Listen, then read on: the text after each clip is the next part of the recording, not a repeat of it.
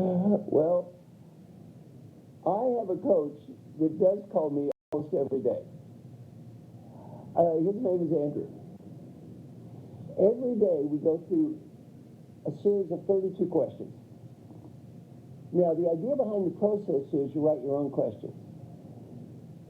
He got the stupid exam. Doctor said you have cancer. Now he's going to be fine. That was 7 years ago. The doctor also said, had you waited 7 months, you'd be dead. Well, this is a great process to keep whatever we want to change in our heads. Now, you're going to have about 2 minutes. You're going to talk to your, I don't have meaningful work. They will typically say, my boss is bad or the company's unclear. My daughter taught me the value of active questions. Active questions start with, did I do my best too? We have come up with 6 active questions that are making a huge difference in employee engagement. 18% say they got better. 86% say they got better at one thing, at least one, and 14% no change. Good news, nobody got worse. Nobody gets worse at anything. Now, when I say nobody, 0.2% or something, but statistically, nobody gets worse. What I love about this is it gets you to focus on what you can change, not on what you cannot change. Yeah, also, do you see any kind of differences from a leadership standpoint, in the sense that do you think that maybe it's time that we overlook or go beyond thinking about there's an Indian way of leading or Indian way of doing things or a Western way of doing things? Do you see the future where we transcend these differences and we start looking more for building something more integrated in approach, whether it's for leadership or innovation? Very good question. I think I got the question. I'm going to try to answer it. Two answers. One, in my... To reverse what you were taught for the first 20 years of your life. Work on team, work on relationships. So whatever you're taught in school, you have to reverse that. And probably India scores maximum in that difference. So any suggestions in terms of accelerating the reverse learning process? Yes. And again, my apologies if I misunderstood the question. I'm going to go to the next speaker. We have somebody, Paranjay Guha Thakurta, from my point of view, one of the finest individuals around in the world of media. A lot of people would think that he could be caustic, but I think at points in time, he is a realist. So he is able to give you pictures and perspectives which are very powerful, very different, and opens up your mind. Paranjay, thanks a lot for being here, and we look forward to your talk. Essentially, so by helping ourselves, we help everybody. It's only we can help ourselves can we help the rest of the world.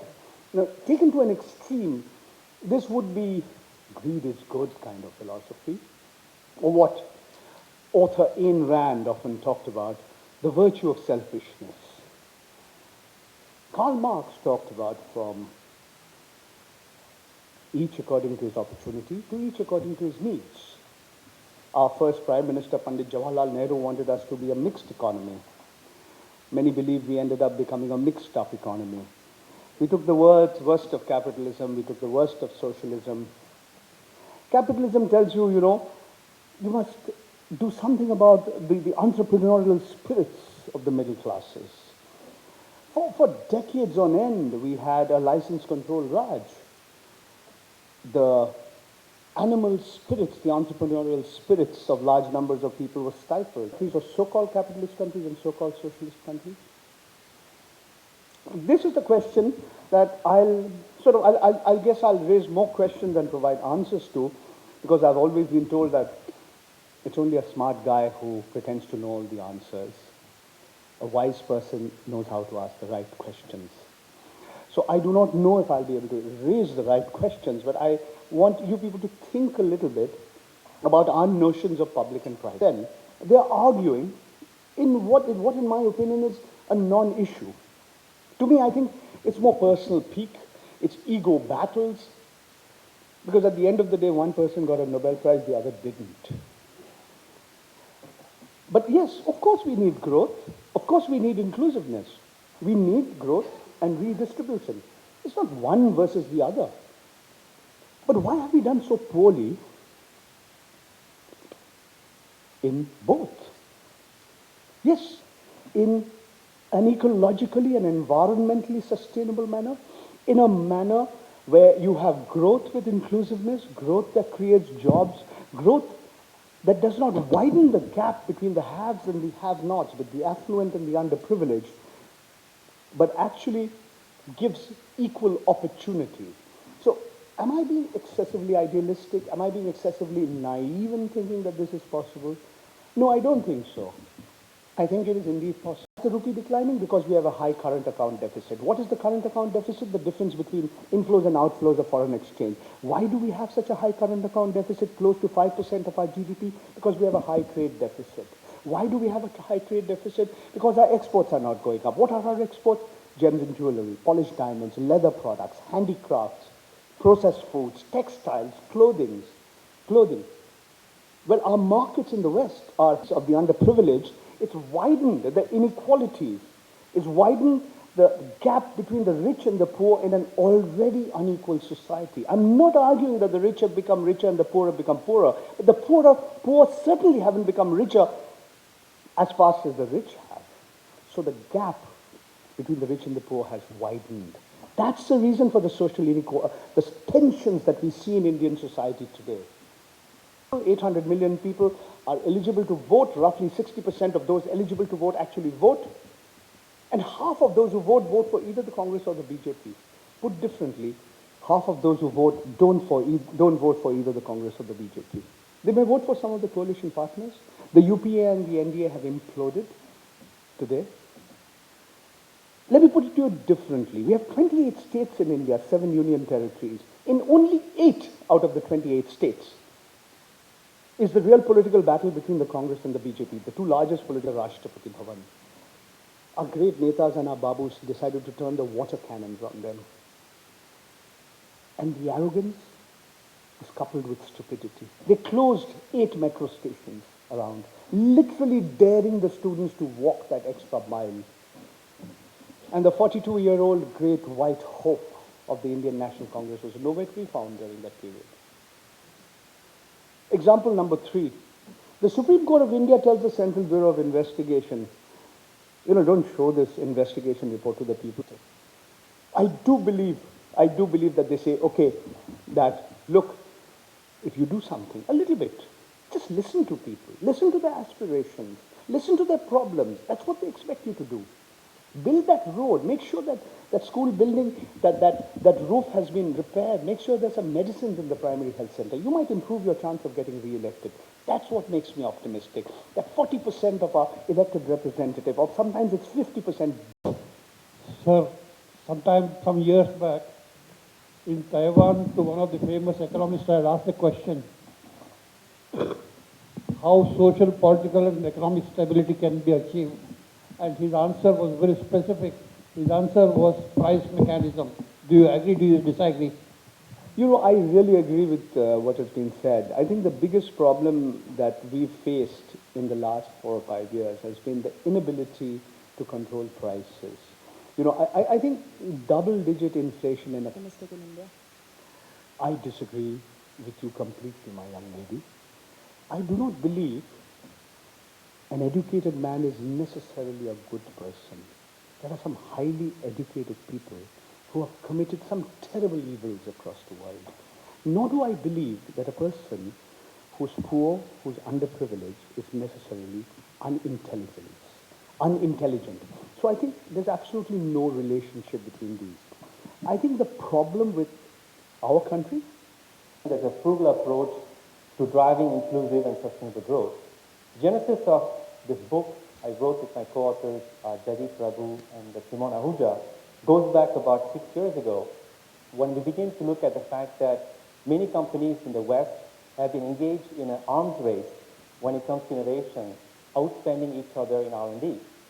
As a matter of fact, the consulting firm Booz and Company estimates that in 2000, there's a massive shift going on right now. So our desire is to make the whole company, which is a behemoth, to act and think like a startup. And that's not easy given the overinvestment they made in Six Sigma type of processes, which straitjacket them in a way. So what we decided to do a couple of years ago is to say, look, we know what are the inefficiencies with the existing Western innovation model. Namely, there are three of them. The first is that it's too expensive. The second one is quite rigid. And the third one is it's relatively closed and insular in terms of the nature of it. So we say it's an alternative model which would have the counter attribute. Namely, it would be more affordable. Didn't even finish high school. Didn't go to MIT or get an MBA from Harvard, and yet we came up with a clever solution. So we, as investigative researchers, we said we know who's the mother of invention, but who is the father? So we tried to figure out who's the father, and discovered that in emerging markets like India, the father is adversity. Again, very unique mindset in emerging markets where when people face the constraints and adversity, they don't actually try to either back off from it, or try to overcome, as we say. But they try to convert adversity into opportunity. Let me give an example. This is called Liter of Life. It's in Philippines. It's a recycled plastic bottle that contains bleached water that refracts sunlight and produces the equivalent of 55-watt bulb. It costs $1, being deployed in nearly 1 million shantytown homes. It's called Liter of Life project. You will check it out. It's really impressive. And this is in Lima, Peru. Peru is a country with 98% humidity and only 1 inch rain a year. So the local university came up with this ingenious idea, which is to use billboards, advertising billboards. There are nearly 500 million missed calls that have been used to conduct this kind of frugal marketing technique. PepsiCo India's digital marketing head, Shiv Singh, says that thanks to these kind of frugal marketing solutions, they should be able to cut their marketing budget by 50%. Okay? So that went too fast. Let's pause here. So what we did actually in our book is to say these frugal solutions, ingenious solutions are fantastic, but our interest was not to just take the solutions and bring to the West, which sometimes we call it reverse innovation. But our interest was to say, let's improve an existing system to make it more efficient. This is the case, for example, of missed calls, and even electricity theft that you see sometimes in Indian villages is because the government fails to provide electricity to the village. So they have to essentially find a way to procure energy.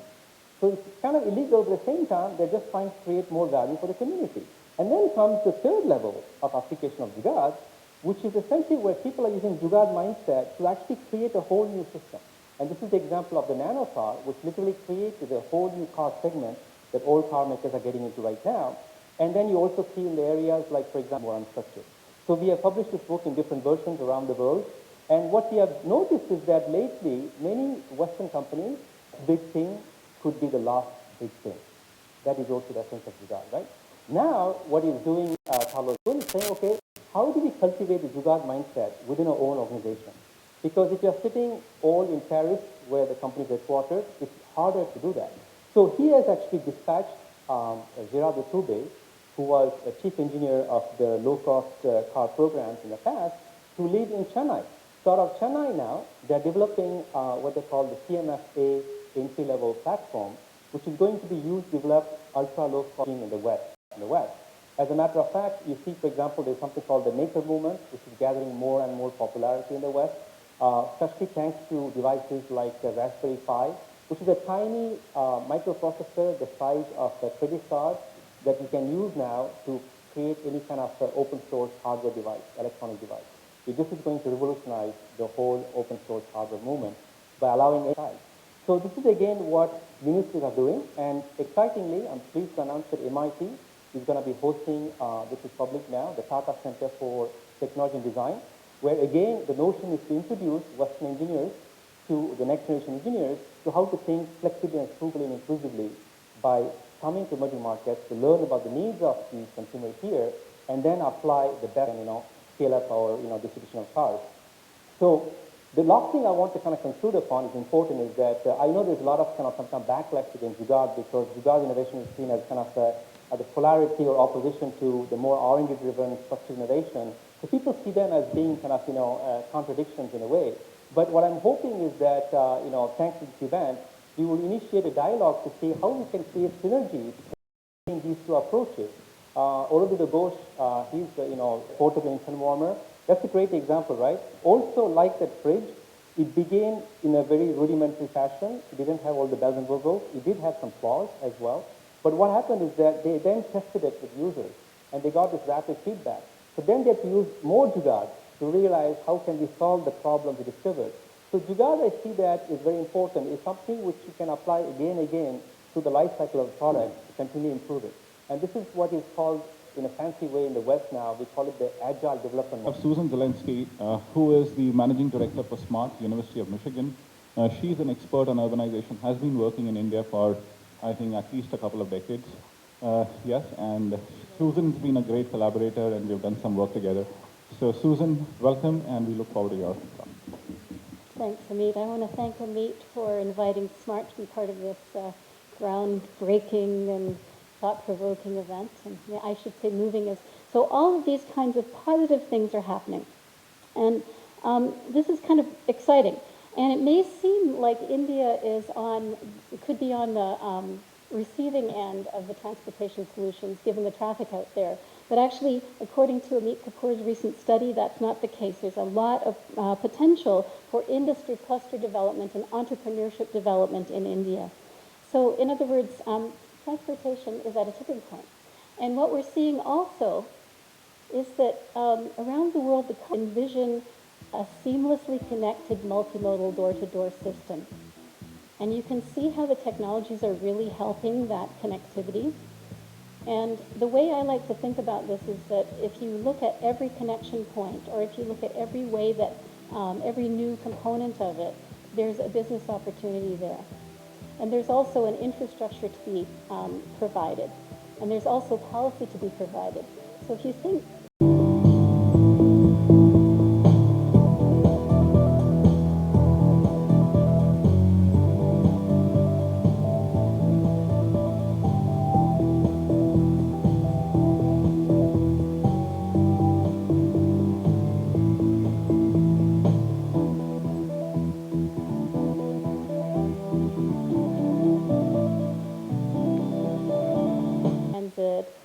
Just Cycle, it's a whole range of IT, real estate, tourism, logistics, and an industry cluster that's coming onto the scene now and burgeoning.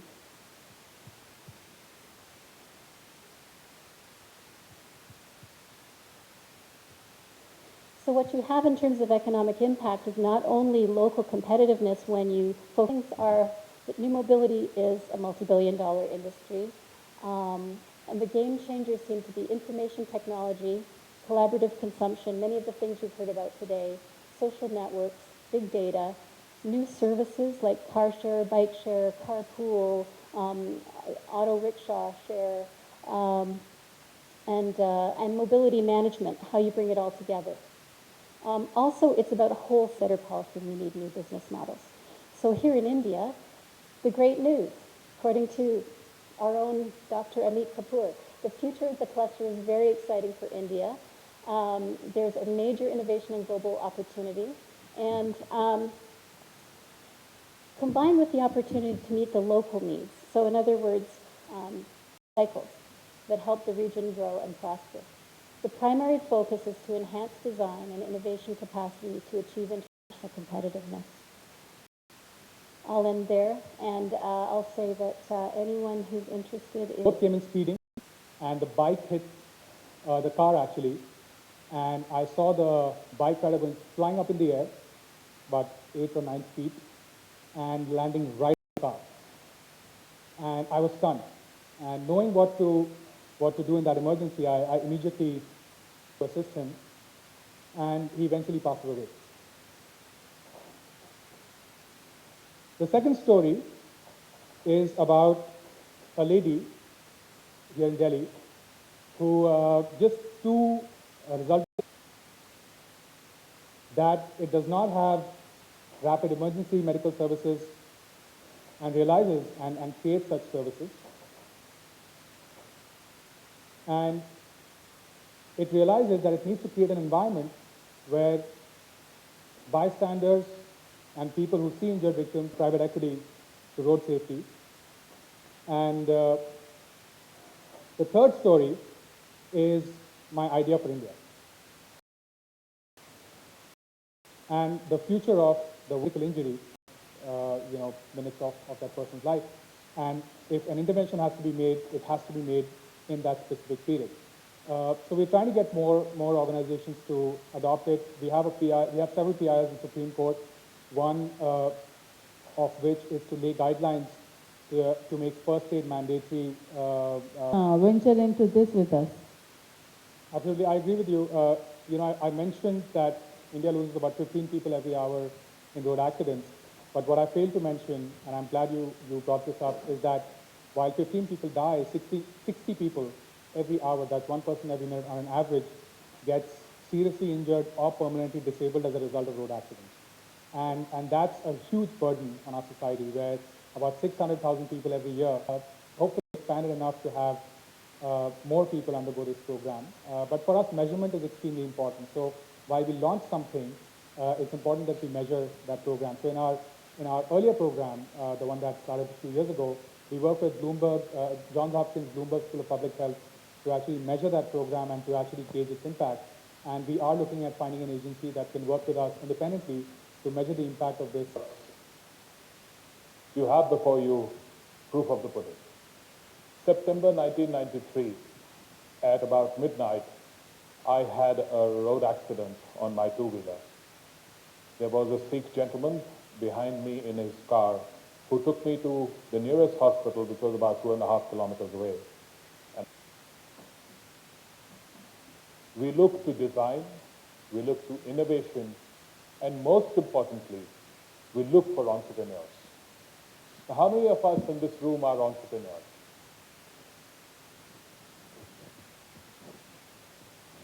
Thank you. Not more than 10 or 15. Earlier in the day, one of the speakers had alluded to India's demographic dividend. All linked together. We are hoping that through this, we will be able to create a uniform ecosystem which helps entrepreneurship thrive not only in India, but in other parts of the world, which ultimately will develop into a global ideas exchange. Back in our office currently, we have a team of about entrepreneurs. The other softer competitions are aimed at bringing the people closer to each other, to start some interaction, be it photography or poster design. Last year, we ran a poster design competition across Africa and India, which was themed My Idea of Freedom. It got some excellent entries from across Africa and India. We ran a photography competition which was themed My Community. That has helped us create a photograph. Life is a young boy, all of 23 years old.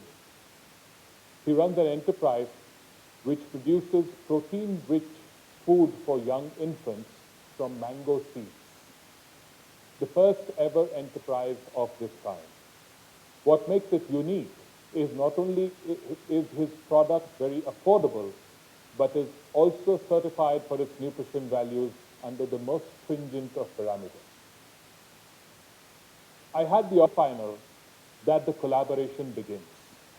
The plan is to put these 8 bright minds into a 72-hour boot camp where they will interact not only with investors, technology leaders, innovators, faculty members, and others from all over the US and India, but also amongst themselves to figure out new ideas for enterprises and product designs and service designs, which will leverage, develop solutions that last, to create legacies that will, in times to come, anticipate problems and create solutions. That remains the dream, and that is what we are working towards. And I hope that as many of you in this room who have the interest to help us go along with this. Been very kind. We gave our demonstrations to them, and they were very happy, and they have offered us to set up a unit in Mauritius. So would you help us take these blind children all over the globe? Our therapies, we will, we would have to give you a demonstration of what we are doing. It's innovative and we would look forward to your support to take it So absolutely, we'd love globally. to know how we can help. Sure. So I would request all of you to have a short tea break and then we'd come back by 4:25. Thank you so much.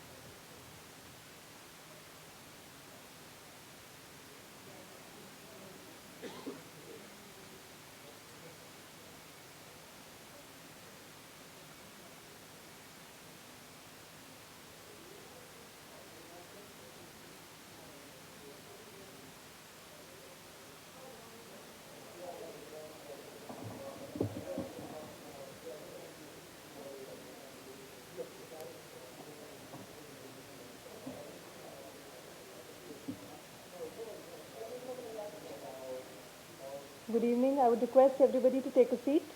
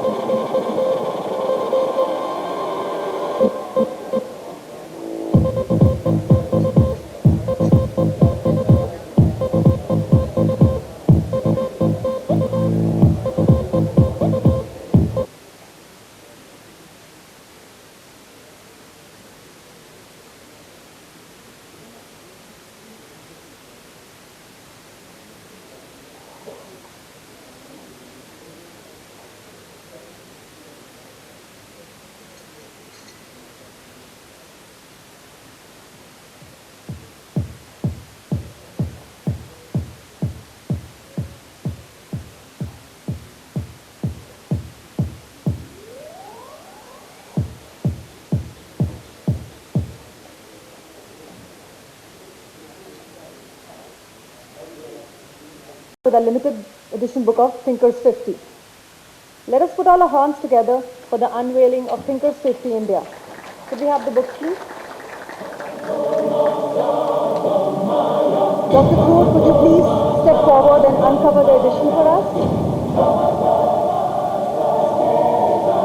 I would request everybody to give a big round of applause.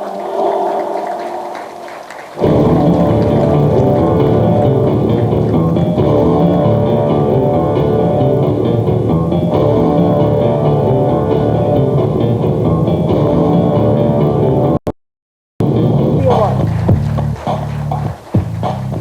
A big round of applause for him, please.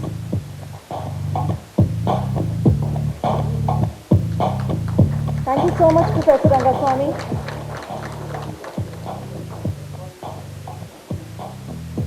The next award is the Thinkers 50 India Innovation Award, and the award is given to a thinker who has helped reshape the thought and practice of innovation. This year, the award is won by Professor Navi Raju and Professor Rishikesha T. Krishna. It's shared by two people.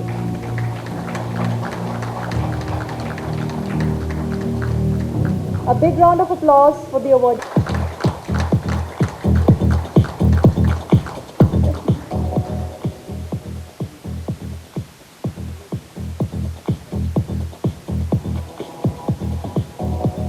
I would request all the winners to come on stage and have a group photograph.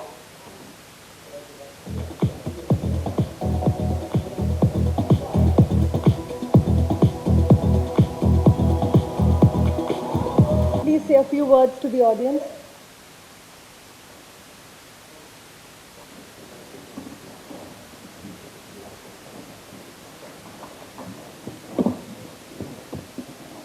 Distinguished thinkers, ladies and gentlemen, friends. The first thing I have to say is to seek an apology from all of you for my very abbreviated visit to your midst. I was invited earlier to come and make a more substantive speech, but my duties have been somewhat onerous and I have a flight to catch. So I'm heading right now to the airport, literally in a couple of minutes. When allied to management, which is what you're all about, works, is in actually helping companies and organizations do things differently. I was pleased that one of today's winners is an IAS officer, Srivastava Krishna. What's good about that is to see that innovative thinking is not merely the domain of the private sector, where it's always been featured, but that it's increasingly welcome in the ranks of officialdom and in government. So I would like very much to see this kind of innovative thinking making its inroads. Next, I would like to welcome Mr. Sanand Sharma, who is Country President, Alstom India, to share his views on Idea of India. Can we have a round of applause for him, please?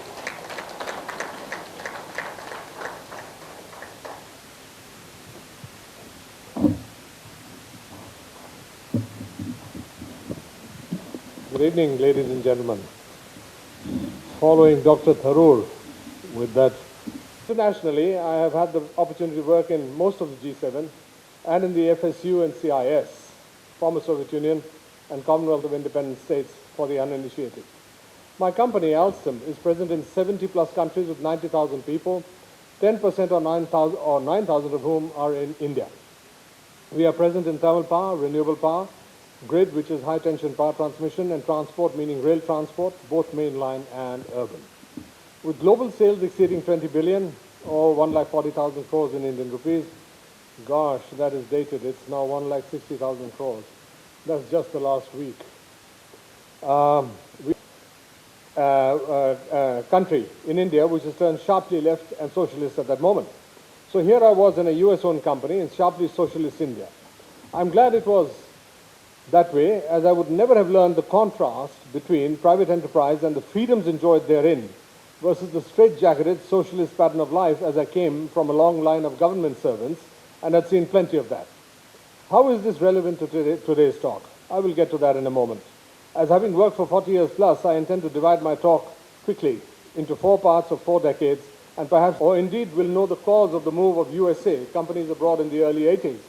I'm already into the second decade, as you can see, having segued smoothly from 70s to 80s. As the Japanese were moving into the USA as the new frontier, at the behest of a great American banker, Walter Wriston, a board member of GE and the first really great globalizer of US companies, GE began following the Citibank lead in establishing beachheads and places where few dared to venture. If I may be permitted to so say, it was his Citibank that afforded the opportunity to a number of my peers to begin to see over the lip of the cup that was India in the 70s. I know that classmates of mine rose to high positions in Citibank, two-thirds of India's post-independent industrial and management development. I wouldn't exchange that for love or money with anything else. Unintended was the fact that Mrs. Indira Gandhi brought in an internal emergency in 75.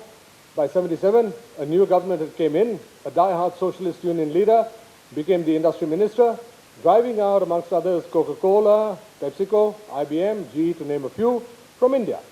In came brands such as Double Seven and Leher, for example, for those who remember, who are old enough to have known. But this, so as to assist them in protecting harvested crops, they needed to crunch the numbers for weather data. But this had the impact on all that came in future. In summary, if you were to climb into a time machine and arrive back for a moment into India in 1980, all that you had learnt in management school would have helped, but you would have had to need a dose of deep strategic political knowledge to predict the future and assist you in your investment decisions. Above all, you would always needed intelligence in all meanings of that word. This is what I wish to emphasize so far. To succeed, you do need to hash that could have occurred on 01/01/00, meaning 2000 or Y2K. Why is this significant for this talk? All the great Indian IT companies, namely TCS, Infosys, Wipro, HCL, etc., commenced their global foray on the backbone of this event. The rest, as they say, is history. So how much of the decision would you attribute to core strategic thought? And how much to asymmetrical events? 77, exit, remaining people, Unix, DOS. I'm sure there is an analysis available on this. At least I haven't yet come across it. Also, were it not for the ignominy that India suffered in having to dispatch, I have said many times when I speak at conferences, I'm jealous that I am not 20 years younger. There is so much excitement in the air. Sounds a bit difficult saying that in the mood which you see on television and in the headlines today, but I still do believe in it. The opportunity to build a modern nation arrives but once, and that is forever modern after that. But wait, I haven't dealt with just the decade we've just left behind. 2008 will be forever remembered. Lehman will be remembered. Cause and effect is epic and continues. We have all had to tear up our scripts and rewrite them as a result. Again, the effect of unintended consequences. This is new growth countries and ensure you have an advantage by localization. You may wonder, I have made no reference to entrepreneurship and innovation. I will do so as I'm about to close. I start by saying that I have no idea how many genius ideas may develop in the minds of people in this audience. What I do know is that India is not well prepared, and I hope sincerely it will move in that direction to encourage entrepreneurship and innovation. I can speak personally.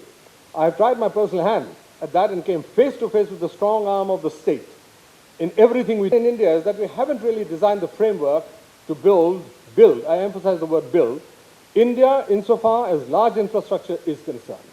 The excruciating pain to implement projects in power generation, power transmission and rail transport is of such an order that we truly have to enjoy pain to jump into these sectors. Across the board, we have complicated matters to a point that we appear to be at a standstill. What are the solutions? I believe that we will need to have the construction of physical infrastructure, all physical infrastructure, right down to primary schools and even hospitals and stuff, recognized by police methodologies dramatically. Otherwise, we will just not get to where we need to be.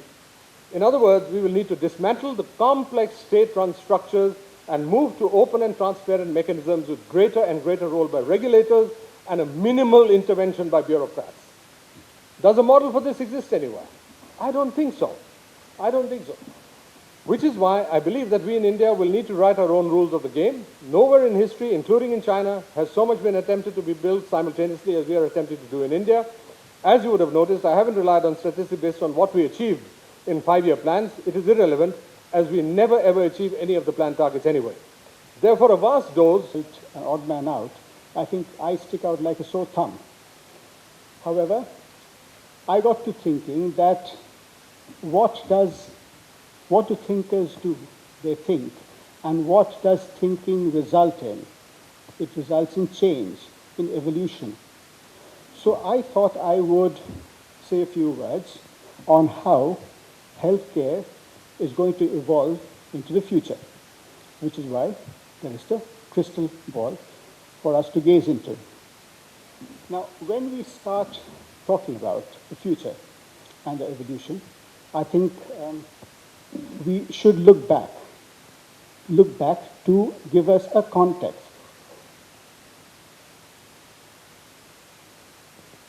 Right. This is something that we see often, the evolution of man. I put in the next slide because I agree that there are different ways of interpreting evolution and different views of how things might turn out in the future. This is equally valid way of representing evolution in human beings. Now, healthcare and its delivery, like everything else, we've discussed almost everything under the sun, like everything else around us is changing continuously and evolving very rapidly. To put it into perspective, I'll use the example of the organization I belong to, Apollo Group, because it will allow us to have some reference points. Apollo started as a group 30 years ago. And the first sentence in the mission statement says, our mission is to bring healthcare of international standards within the reach of every individual. So what did Apollo Group do to fulfill its mission? It involved the best doctors, gave them the latest infrastructure, assimilated new ideas, techniques, equipment, and created hospitals where people all over the country, even neighboring countries, came to for treatment. So, what it achieved over these 30 years is building brilliant hospitals where people come to for treatment. It no longer is unique. There are many other companies, other with Apollo Group. So that is what it was 30 years ago. Now, right. Now, this is the journey of healthcare as it happened over the 30 years. There have been many changes. Now, these are my personal views, the three game changers. There might be others who would emphasize on other areas. But for me, the three game changers was that the investigations have enabled doctors to look inside the body and its internal environment. This was not available before the advent of ultrasound, of CT scanners, of MRIs, of 3D reconstructions. So currently, even without actually getting inside the body, doctors can have an idea of what's going on inside. Minimally invasive surgeries and techniques in radiology and in therapeutic interventions have made medicine much less painful and much less of a forbidding thing. We all know about minimal invasive surgery like gallbladder surgeries and hernias, etc. But minimally invasive surgery also includes putting in a stent into a blocked artery, because you don't need to operate, you don't need to cut open, you can enter through a vein, and you can put a stent or do a plasty. Radiologically, you can put in stents under radiological guidance, and that again limits the requirement for surgery. So that has been something that has changed the way medicine has developed over the last 30 years.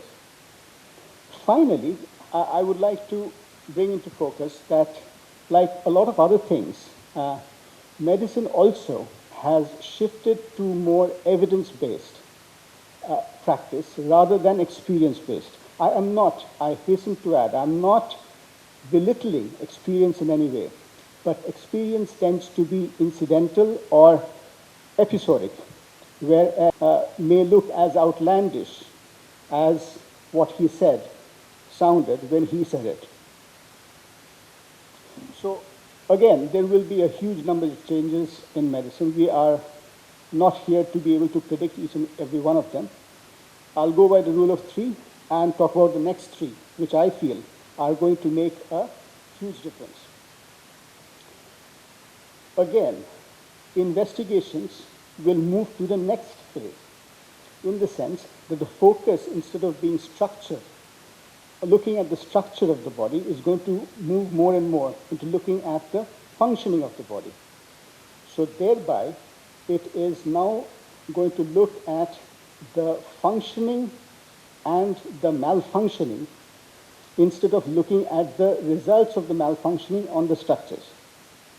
Currently, we look at a CT scan and we see that there is an abscess inside, but when we look at the functioning, we'll also look at the area from where the abscess is forming and how it is forming. The investigations will also move a step downwards into the cellular and molecular level. Previously, when we did blood tests, we would look at hormone levels, levels of certain proteins in the body. But now we look instead at molecular level, cellular level results, which shows us genetic. But just as a Sabyasachi or, I'm not very good at it, but Manish Malhotra has a far greater premium today than a standard market brand. Similarly, customization is going to become the buzzword, in the sense, just like the tailor measures you, you would undergo investigations that would measure your actual biochemical patterns and the body that, and the way that your body is functioning or malfunctioning. You, not what happens generally. And medicines or treatment would be tailored accordingly. Being able to pick up things like blood sugar. Gradually, they will pick up more and more complex molecules and give a more clear picture of the internal milieu. Material in the sense that nanotechnology will be able to provide vehicles for drug molecules. You see, if the investigation can identify a tumor cell that has a particular receptor on its surface, then we could devise materials that would interact with that receptor. About the differences that will take place in the investigation and the treatment, so I will not elaborate it further. The effect that I expect will have on healthcare delivery is that patients will need to visit hospitals much more infrequently than they need to do now. The inpatient stay will decrease significantly because less interventional techniques will be used. Surgery will probably be, I'm a surgeon by training, surgery will probably be the first discipline that is. The hospitals will have less beds, less OTs, and hugely developed. Rishikesha to really come in and share his thoughts. As you know, Rishi is one of the inductees into the Thinkers 50 list, and then of course he just got a special award as well. Rishi, thank you. Rishi, 18 minutes. Let's keep it to 18 minutes.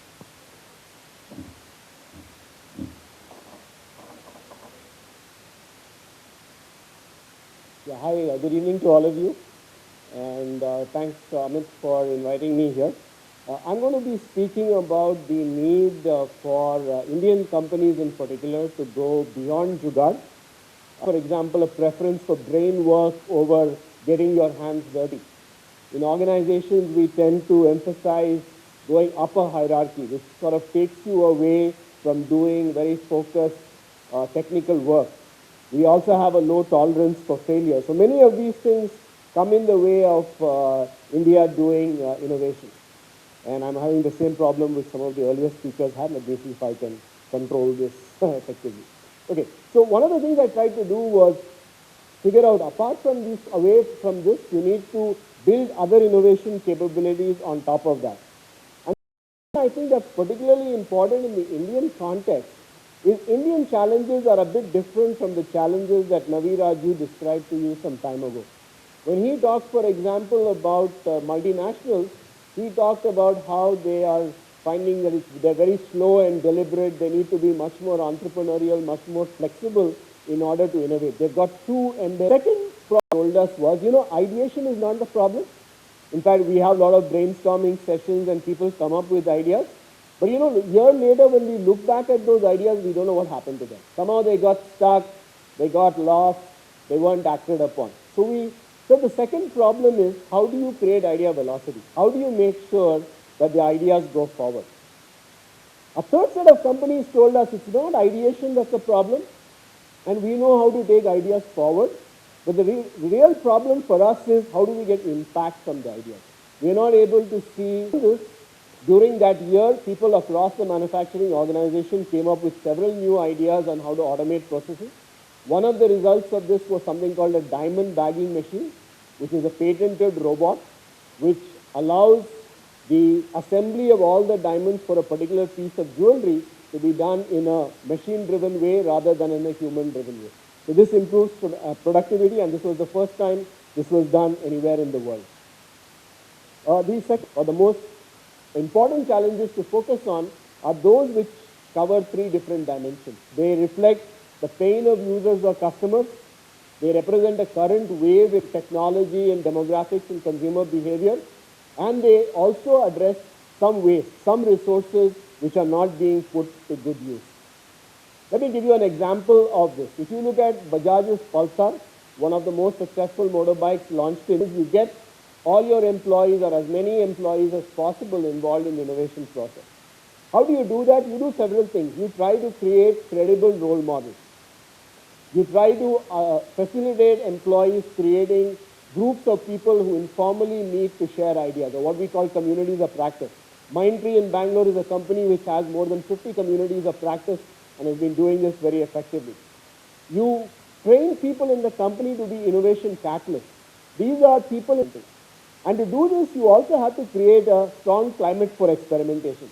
Creating a climate for experimentation allows people to have the confidence that they can fail without getting penalized in the company. The company also provides resources to allow people to experiment quickly. And some companies like in India, like Marico, like Mahindra, like Galaxy Surfactants, a company which works very closely with shampoo and detergent manufacturers, these are on board. And Indian innovation in Indian organizations needs to be able to find such champions to be able to take innovation forward. Just like we are talking a lot about experimentation on products and other ideas, iteration on the business model is an equally important part of taking ideas forward. And the willingness to iterate on ideas is another important characteristic we need to build in Indian organizations.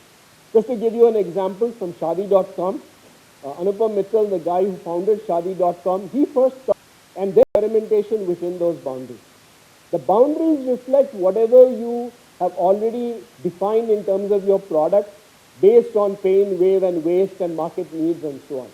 The advantage of doing this is you focus all your efforts in coming up with a solution that meets the needs of the market without feature creep and without other kind of additional costs which might make your product uncompetitive.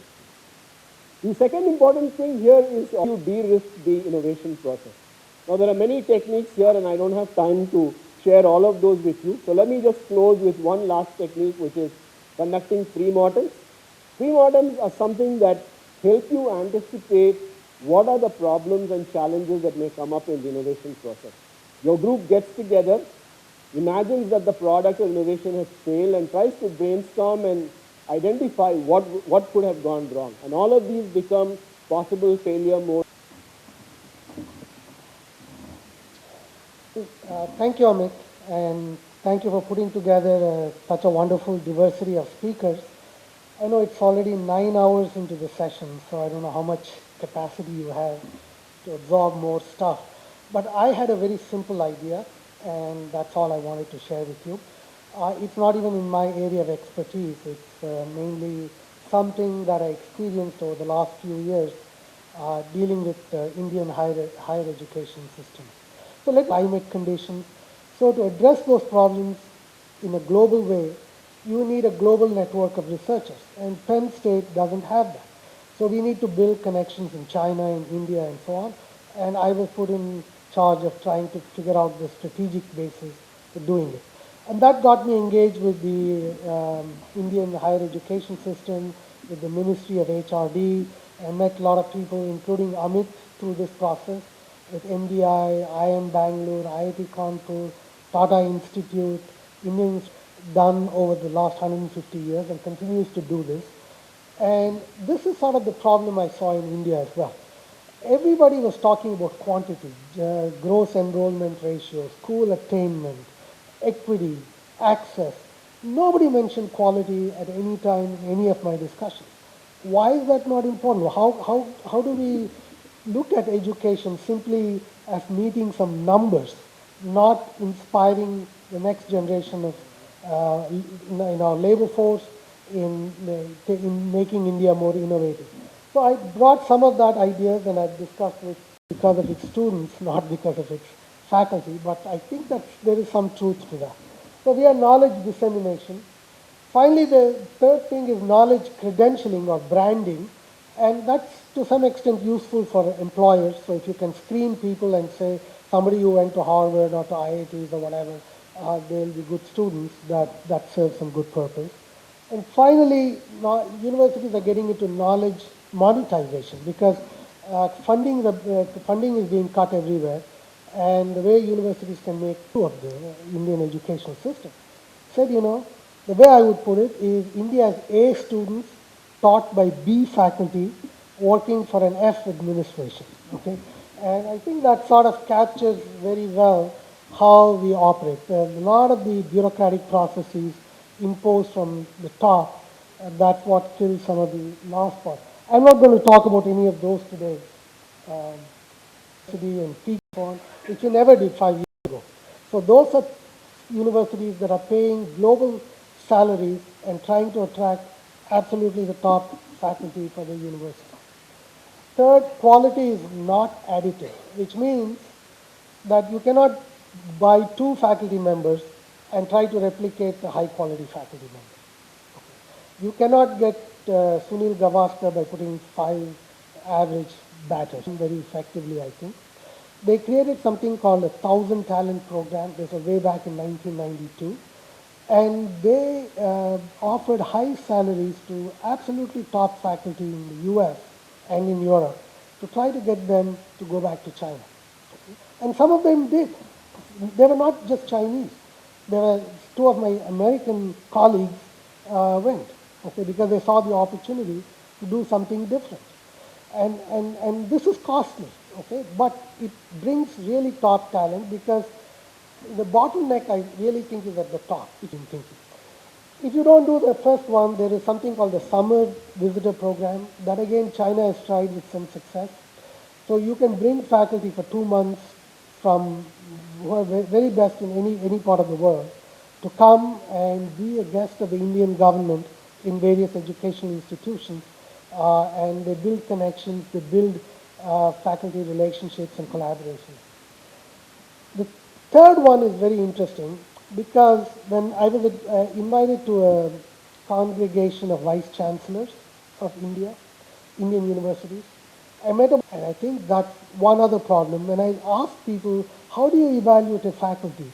It was all sort of very informal process, at least in what they were described to me in many of the central universities. So one way to approach this is to create systematic processes for evaluation. I've given some guidelines in one of the papers that in the paper that you see in the Thinkers magazine. And to create this on a national basis, today there are online systems for faculty evaluation, which, for example, you are very scientific, you presented everything very well. The bad news is it's all 20th century science. This is all, there's nothing new here. And I think that leap from imitative knowledge to innovative knowledge is very important because the economy cannot be just imitative economy. It has to be, a lot of speakers today spoke about the innovation part of the economy. To get that, you need to be at the leading edge of the field. And to get there, it's very expensive. And I hope my suggestion, for whatever it's worth, is something people will take into account. But all the things... And I wish I could be there in person, but it was great to hear Arvind, who, by the way, happened to be on my dissertation committee. So he's an old friend, and it was wonderful to listen to him. What I wanted to do with you today is to sort of reflect on an industry that I have been quite deeply engaged with, and that is the IT industry. I'm on public company boards of EXL. I've worked with the various Indian majors, these IT-enabled services and knowledge process outsourcing services. India's done a fantastic job. However, let's look at a different side of this picture. Products. Where are our products? If you look at software product exports, they are minuscule. I mean, they're almost about $1.5 billion, which is less than 5% of the Indian software industry. There's lots of small players. There's about 3,400 small software product companies, but they're really very, very small. The average revenue is about $500,000. To me, is even surprising is that these IT companies actually do outsource product development. In fact, I was speaking to one of the executives at Wipro who talked to me about how in the medical devices space they're doing everything from the intellectual property search to the IP creation, to the product development, to the design, and actually are turning over a finished medical device or finished product to their customers.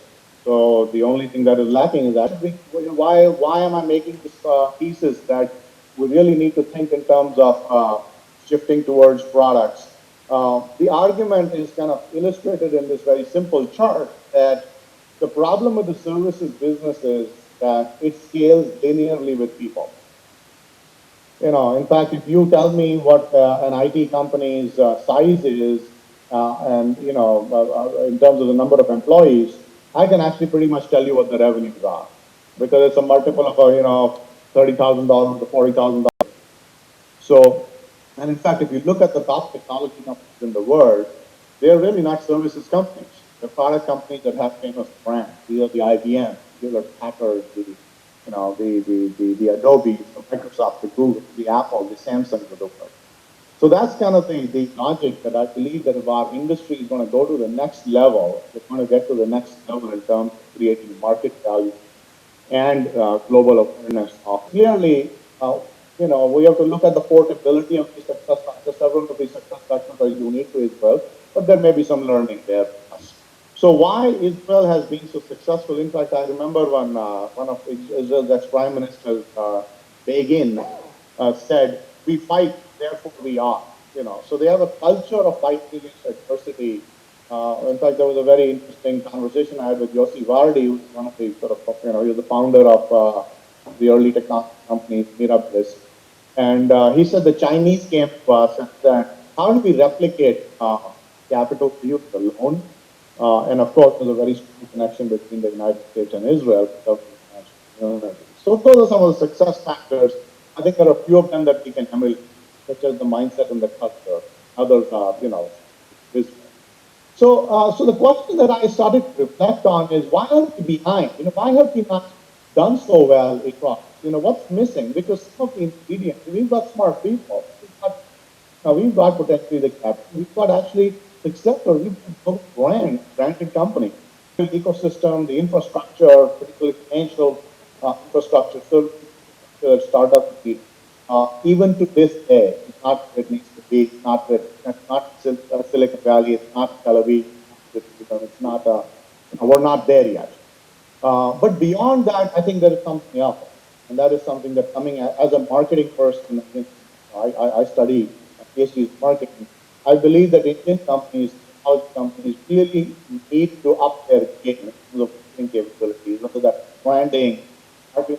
That in look at some of the online services companies, their currency, their stock in trade is installed.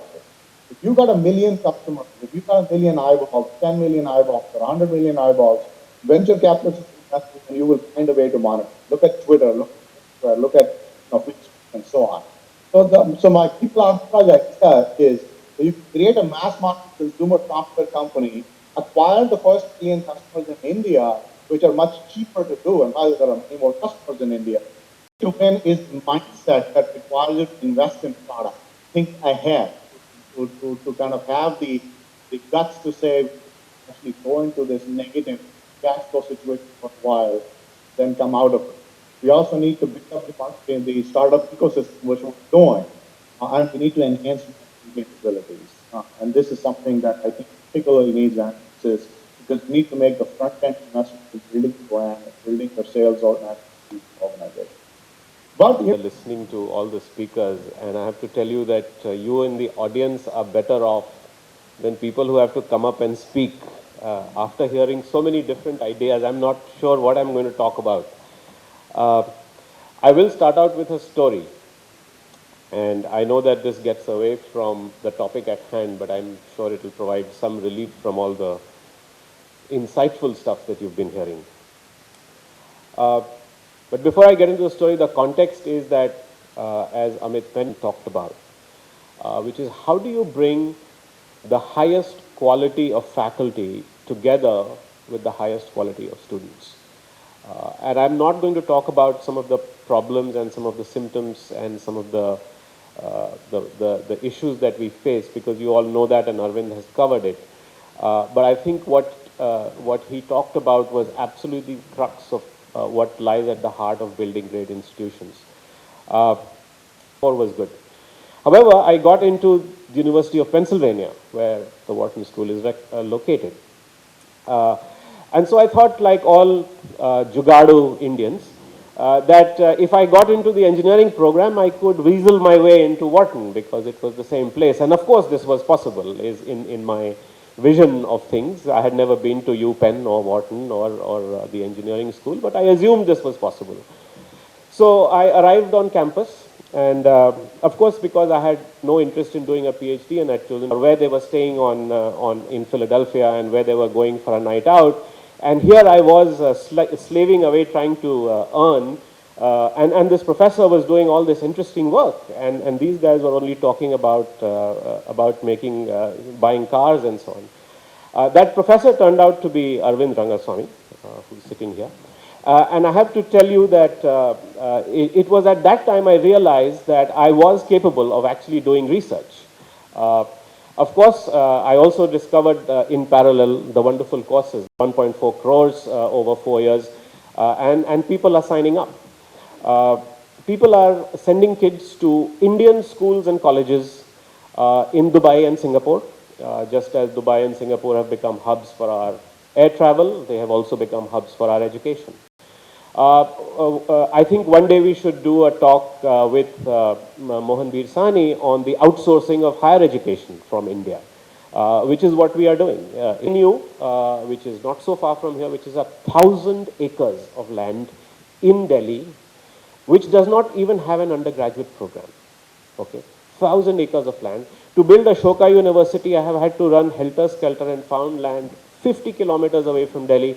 We could only get 25 acres, only from the Haryana government, and we had to pay almost 2 crores an acre. The first thing you do is invest 52 crores just buying fallow land if you want to set up a university in this country. It is criminal. That's what these kinds of forums are about. So I hope if any of you are interested, please do engage with me and I'll fill you on in the details.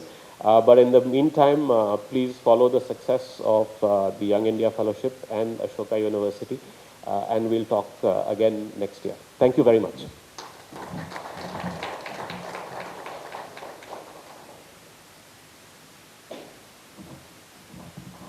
Thanks a ton, Pramath. In fact, I must confess that if I was to be born again and do my education, which is for me, we will not be able to do anything about it. We can talk about it, we can wish about it, we can debate on televisions about what somebody else needs to be done, but what is very clear is nobody's going to do anything about it. And therefore, if perfect storm is a reality, what do you as business people or educationists or any business you are in or anything you're doing, what do you do about it? And in my book, for every one idea which worked, there were 10 which did not work. And therefore, in hindsight, I may try and put these together in very nice sounding vocabulary, but in foresight, it was very confusing. So the first is creating the need for change. I think one of the biggest factors in any organization is lack of appetite for change. And that is true with our country. One of the reasons we as a country are unwilling to change is we are not unhappy enough. When Gandhi came to our shores, and once you get married, you know what real reality is. But at that particular time, it really looks like a dream which you really want to chase, and that's exactly what you want. And for that, you would do anything. You will stand on a tank, you will jump from, wherever you are, you will run across the field naked. Whatever needs to be done to try and get the girl or the boy, you would do that. And the reason you do that is the romance of the future is so compelling and so inviting that you will jump up from your bed and go and work for that idea. So what is that idea of tomorrow? Of the most difficult things to do. It is a high probability game. It's a low probability game of success. And some people do extremely well and they are celebrated, but for every one person who succeeds, there are 100 who fail. And therefore, when you are running a large corporation where you have lots of employees and lots of shareholders, your ability to take risk at that juncture is substantially lower than your ability to take a risk as a startup. Now, if you are running an organization and at that juncture you want to transform, encourage employees to create the differentiated value. And that is the reason the business of managers and management has to be employees first, customer second. Now that was the easy part, right? The easy part is to come to a logical conclusion that if you really want to transform your organization on the how axis, you can go through these three series of questions and come to a conclusion that you need to reinvent management, you need to invert the pyramid, you need to do something radically different so that the organization build high credibility governance structures. Similar methodology we were adopted and many initiatives were done by pushing the envelope of transparency, by sharing information of what is broken in the company and not what is good in the company. We started creating trust with our employees. The second was invert the organization pyramid. It was very important that the enabling functions, which were supposed to enable, actually start disabling, because we did everything which the employee wanted to be able to perform. And the fourth step was perform. And therefore we said transfer the ownership of change. So therefore the question in the company was not about, did you perform or not? The question was, why did you not perform? And if he gave a reason or she gave a reason why she didn't perform, then the question was, did you ask your manager for help before asking that question of what am I doing about it? I think we will stop worrying about what somebody else is doing about it. And that is the whole philosophy around employee first, customer second. In every organization, employees are waiting for management to do something about it. In HCL, the question is, what is the employee doing today about today's problem? And when it becomes 1 billion employees or 1 million employees, the organization suddenly starts performing at a completely different clock speed than we are used to. Thank you and wish you the very best. From Amit mentioned the idea of India. So I built my presentation around that idea of India and not about the Indian philosophy and those aspects. Actually, they have to be a small part of the total picture. Management, I believe, is a global science and relevant to all countries.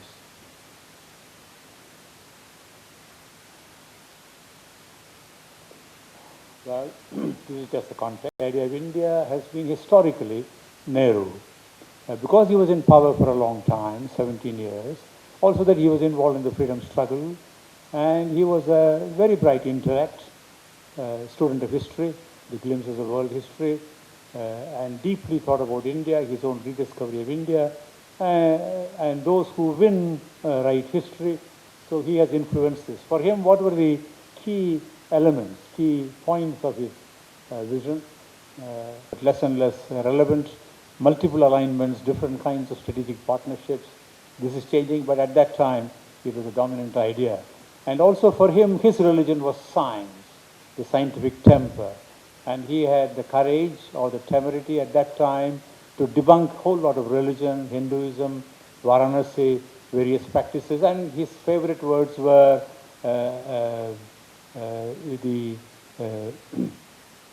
completely unscientific, the place where you're born, the family into which you are born, very strongly correlates with what you can earn and achieve in the rest of your life.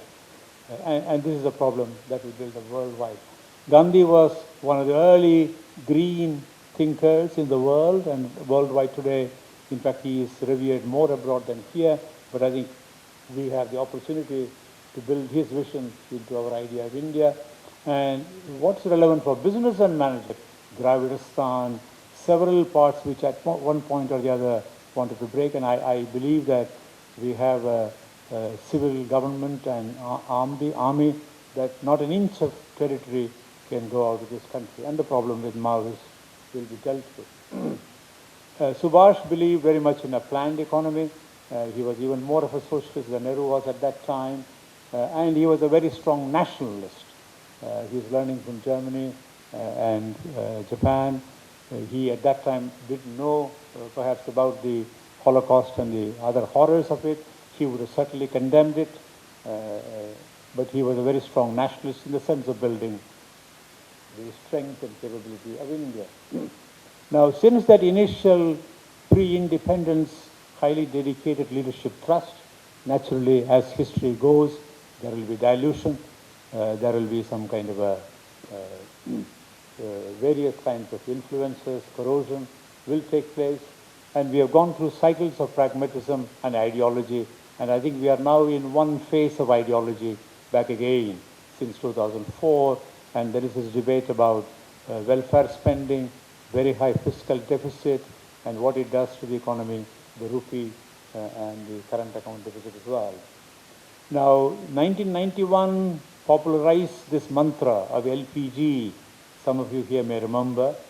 The reforms of 1991 had three dimensions, all of which have not proceeded well, but some have relatively proceeded better than the others. They are changing the idea of India to the extent they succeed.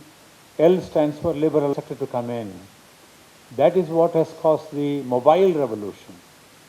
There is no revolution in the landline. The landline is being displaced by mobile, fortunately. So there new technology, equipment, operations could come in and change it.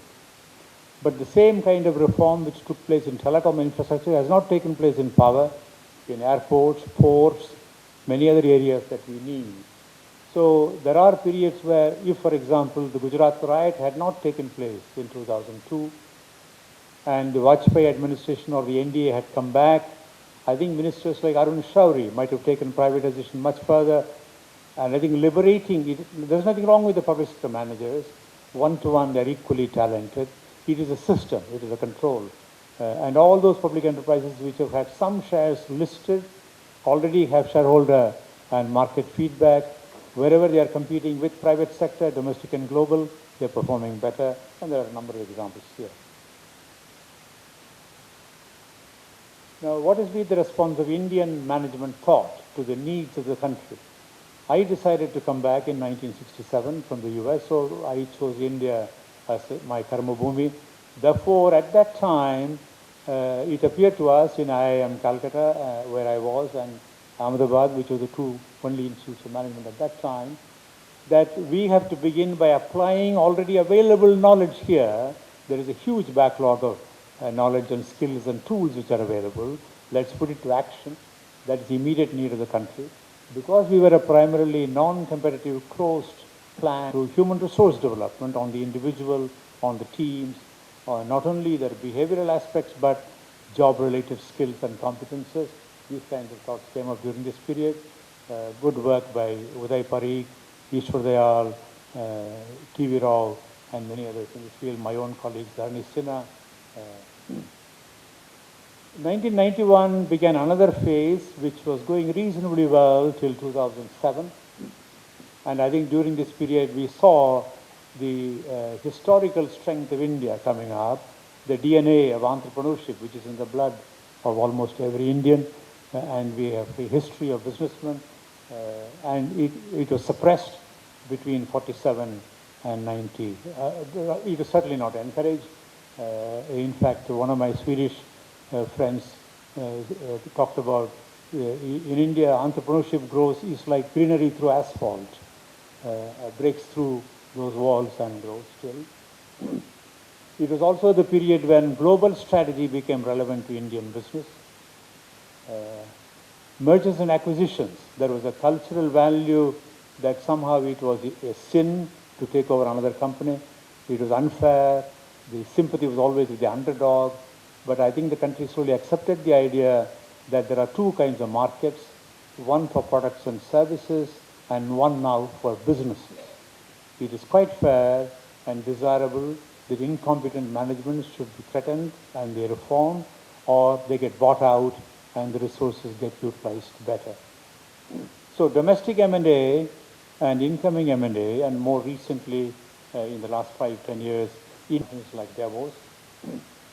And on the managerial side, I've been advocating that Indian managers cannot leave all entrepreneurship to either business families or to civil servants and ministers who think of new investment projects, but themselves they must become intrapreneurial professionals.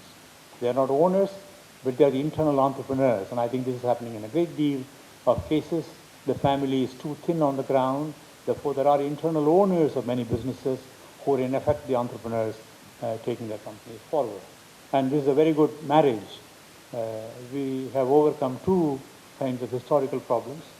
I think 1857 to 1947, 90 years, was a golden period where there was a great deal of harmony and understanding between the freedom fighters, who were the eventual politicians, and Indian business.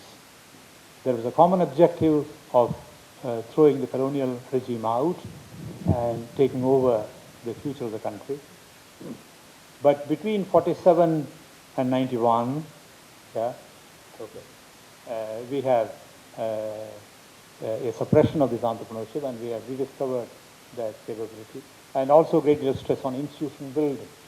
Now, 2008, the great global recession, there is a worldwide groping and looking for answers. Okay. In the scorecard, I'd like to mention that we are a credible democracy worldwide. There is a sustained amount of moderate growth, nothing to match the Chinese or our own potential. Continuously underperforming economy. We have a huge entrepreneurial professional class now, huge manpower. Climate change really affects India. And I'd like to conclude this way forward. I think we have improved management in Indian industry, both family-owned and government, also in the public sector. There is a great deal of improvement in the NGO sector. Management ideas have percolated into many aspects of Indian society. We need to improve public management. There are some civil servants, some managers who are aware of this, who are receptive. We need to improve the already known economic reforms have to be implemented. No great new ideas are needed. The political parties have to internally improve. We have only 2 professional parties in the country. The rest are all dynastic. We have to build more Indian MNCs with global competitive competence. I think all ideas in flux. I consciously avoided using competitive advantage. There is this new book which talks about the end of competitive advantage. And we are now engaged in the task National Skill Development Corporation, something we have left behind. The question has been already raised, whether it's democratic dividend or a nightmare. And we have to keep learning from all countries, but I think the single most important benchmark for India now is China. And if we simply took their good ideas and improved our governance and implemented, especially in the area of infrastructure, project management, if we were to identify within management the single biggest weakness of this economy, it is incompetent project management. Just to take one example, how China staged the 2008 Olympics, spectacular, and we especially in the management space, and then we write about the best practices of those companies. You know, that's what companies are doing today. And of course, if you pick the best companies, 99.99% of the other companies are not doing it, so they would benefit from doing that. Right? So that's the whole business model of management gurus. Right? We learn from one, we teach the other, we charge both. Okay? So, but you know, he got me thinking about this next practice thing. And so this book, which I wrote, Design Breakout, which has just come out last month, it started with my friends Europe and Japan. So we start thinking, and we start speculating, and we start making hypotheses. And basically the whole book was born there. And in our book, what we have done is we have laid out 8 different pathways that emerging market brands can take to become global. We have examples of each. We also have the limitations of each pathway, because we are true academics. As an academic, you don't want to write a book which many of people write, which says all companies should do X. I cannot write that kind of book because that just would not be me. So I have to write a book, as I said, under these conditions, this is the right pathway, and they make it for Western countries, but they do have the competence in the country of making global products, which makes them unique. So I ask you the question, and this is the argument with Jerry. Is it easier to have a brand from the factory of 6 floors? They say we make 100,000 microwaves a day, 40% of the world's production. Every floor has 36 lines. There are 32 people on each line. They get 5 minutes break in every hour of production. And, 100,000 microwaves come out of the factory every day. They were making I went to the warehouse, you could see every company from General Electric to Siemens to whatever company, Bosch, all their microwaves, branded microwaves lying there. I told the guys, what's the difference? I don't know how many factories and companies all over the country. The biggest learning I had was that the world has been, China has been manufacturing for the world for the last 40 years. In the next 40 years, the world will manufacture for China. Already today, you see, their growth rate goes down. Australia is having a boom. Why? China, mining. Canada is having a boom. Why? China. And the natural resources are consuming. Brazil is having a boom. Why? China. The French wine industry is having highest prices ever. Why? China. Africa, as my friend Mo Ibrahim, who's one of the richest Africans, tells me always, this is Himalaya. For 40 years, 50 years, our natural resources and land was lying there. Nobody cared about us in Africa. Today, because of China, everybody wants to be in Africa. And Africa is booming because of China. Because that's where the consumption is going to change. And so it's a very interesting phase that we are living in, where the production is moving from being produced in China to being produced for China. If made in China was the word for the last 40 years in the West, owned by China is going to be the word for the next 40 years. Because they're generating so much cash, they have to buy assets, because you can't put them all in treasury bills. So you have to buy companies, you have to buy natural resources, you have to buy land, you have to buy mining, you have to buy everything. So as I always say, the joke in America is China is using their money to buy their assets. Thank you very much. I went to a business school. I have a small presentation, and I normally say that PowerPoint presentations are made by people who are neither powerful nor have a point of view. I hope Amit Agnihotri is here somewhere. He also went to, and Amit Kapoor allowed him to come to the conference. Amit, are you here? I think he's left, right. So, I have a small presentation. I may disagree with you on one or two things. One, we're a democracy, and we have all the problems that a democracy should have. And I'm an entrepreneur in the digital space primarily. We tend to compare with China, where there are Chinese companies which have become $1 trillion, $80 billion, because they haven't allowed internet companies from elsewhere to really do business. But do we in India like to work like that? No. We right now may be the time to showcase to the world that, yes, we may be down and out, but I genuinely believe it's a temporary phase and we'll be okay. So really, also, I don't know how many of you have seen this video. Whenever I present, I tend to show this video, so I like to run. Some of you may have seen it. This is the 1985 Apple ad. And I'm sitting amongst all of you thinkers. I'm standing here, I'm talking to the thinkers. Really, you are an audience, you are part of this conversation, but really, you are special people. So you may have seen it, but I'd like to still play it. Can we dim the lights?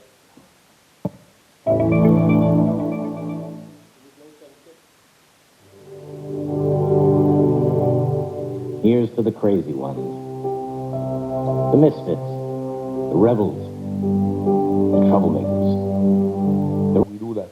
But because of Exchange for Media, I was thinking, what would I talk to the thinkers? And I did consult two of my friends who are in this room, who have all the things that you don't like in the presentation. Thanks to them, I'll tell you, if you pay me a lot of money, who those two people are. They're sitting somewhere in the back. But I said, I will talk to you about two things, One is really a company that a lot of people like and a lot of people don't like. It's a fairly big company. It's called Times of India. It's the biggest Indian media company. What do you think is the revenue of Times of India? How much? 4,000? Or you said 2,000? 4,000. Okay, any other guesses?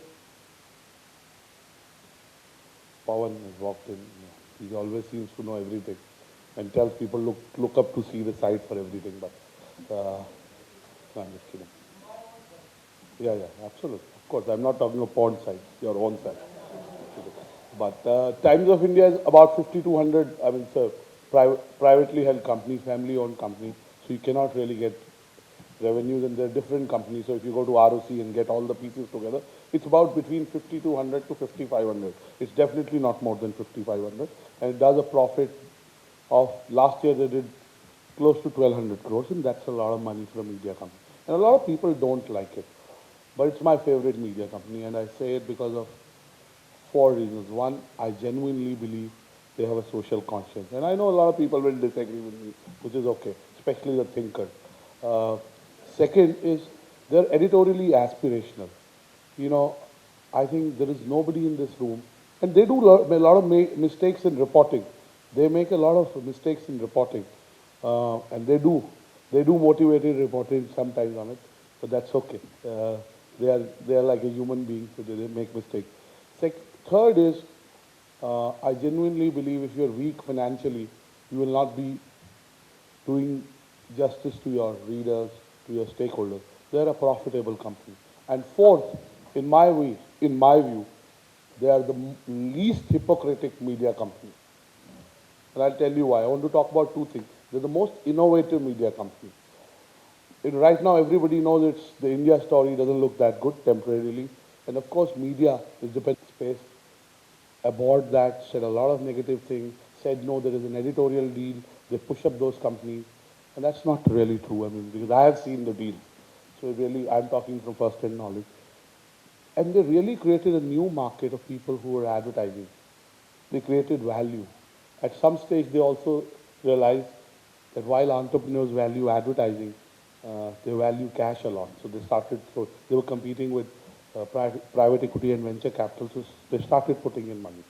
Second, my assistant messed up. She hasn't put up that slide. She missed that slide, so this was is something called MediaNet. How many of you are aware of MediaNet? Okay. How many of you are not aware of MediaNet? So MediaNet is paid editorial, okay? And it's not done in the main newspaper. It's done in the supplement, so in a Delhi Times. And if you notice carefully, Delhi Times, if you see the masthead, below the masthead it says an advertorial feature. Now, in strict ethical terms, that's misleading the reader. You said it in small font, you can debate about it. But the fact is, it was the first media company that said that if you want to mention your brand, if you want to mention your restaurant that you opened, if Shah Rukh Khan is launching something and you want that picture, you pay us. And you know, again, I'm a media owner. I like to believe I'm a professional entrepreneur because, again, these are not to, ownership is a separate issue and running a company is separate. In India, of course, there are gray areas, but really, editors take a lot of favors and they do a lot of stuff. I know I'm saying something very proud, at least journalists do. So they said, why don't we institutionalize this? And they use a content filter. So it's not that you can pay for anything and they will. If it has content value, I can tell you, whenever I've done a party or we've done an event, we've never paid for coverage. So if it has genuine content value, it still gets there. But if you want to mention your brand, you have to pay. So you could say you institutionalize corruption. A friend of mine sitting in the audience says it's the end of the age of innocence in media. So again, it's a point of view. But the fact is, these were very innovative thinking. And let me tell you, this last year they closed their MediaNet, and the MediaNet profitability is 195%. So the bottom line country. But I'd like you to ask those questions to yourself. And let's think 20 years ahead. And again, as I said, I do not have answers. And I didn't know about Dr. Nirmala Kumar's presentation. But really, it's about the next. It's about future. Will Facebook still be used? I don't know. Stock market, would the Indian stock market in 20 years cross 40,000? Would it? I don't know. Will TOI be still the single largest media company in India? I don't know. Will the parliament function smoothly? Very importantly, Professor Kapoor would love that. Will a Gandhi be heading the Congress party? Absolutely. There is a Ramesh Gandhi in the audience. Mr. Gandhi, are you here? You have a chance, right? Will the GDP growth be above 10%? I don't know.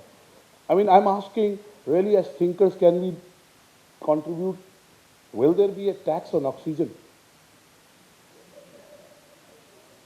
I mean, it's very innovative thinking, because I think the most creative thinkers are in the finance ministry. My joke is you can clap in audiences because the finance minister hasn't yet tax clapping. You can. I mean, there's no, he hasn't. I mean, I have another joke which I crack privately. Amit knows that joke, I won't. But you know which joke I'm talking about. Will the dollar be below rupees 25? I don't know. I mean, if I said this to half of people will think I've already come drunk. I don't need to go to the bath. People are thinking the dollar will be 75. I don't think it will be. And I'm sure a lot of you got those two jokes. I got this joke. I said goat. I've been to Ahmedabad too much for meeting Gujaratis. You know how they pronounce the snakes, which means snacks. And another joke. I have a Gujarati friend. Deepak, are you here? You may get upset, but I think Gujarati is a very sporty, especially your chief minister. He's the most open person. What an idea. No, I'm just kidding. But I have to tell you, I got this joke yesterday. So what is the height of blackmail? A beggar saying, please pay me a lot of money, otherwise I'll vote for the Congress party, and I'll ask all my friends to vote for the Congress party. They'll be back in power and you'll be sitting next to me. But that's a joke, don't take it too seriously. The other one I got this joke is that, what... I mean, there are anchors who didn't have hair 5 years back. Look at, they've grown hair. I mean, how they've grown, it's another story itself. So I'll finish quickly. This is today. And this was MediaNet. So I just want to leave. Dr. Nirmala Kumar was talking, and I was thinking, China is not the model. I'm not a big fan of the China model. I'm a big fan of a small nation called Singapore. Because Singapore believes in small input and high impact. And let me tell you why I say that. He was talking about China and how Foxconn builds for the world. In Singapore, they do not make computers. They make chips that are very high value. So it might be very little, manufacturing, but the size of that manufacturing, the value is huge. They do not make bulk drugs. They make specialized, pharmaceutical products. They're into biotechnology. So they are trying to make impact by doing less. I think that's the model to emulate. Today Srivats Krishna was here, and the minister was here, and many thinkers were here. In Singapore, the KPIs, the KRAs of the bureaucrats are harder than the KPIs of the finest CEOs in India. Written down. So I think if, as thinkers, because at the end of the day, thinking is intellectual, but it needs to manifest itself as action. If that needs to happen, I think it will only happen if we emulate the Singapore model. And I want to say, thinkers think and doers do. But until the thinkers do and the doers think, progress will just be another word in the already overburdened vocabulary of the talkers who talk, like me. Thank you, and thank you for being a patient audience.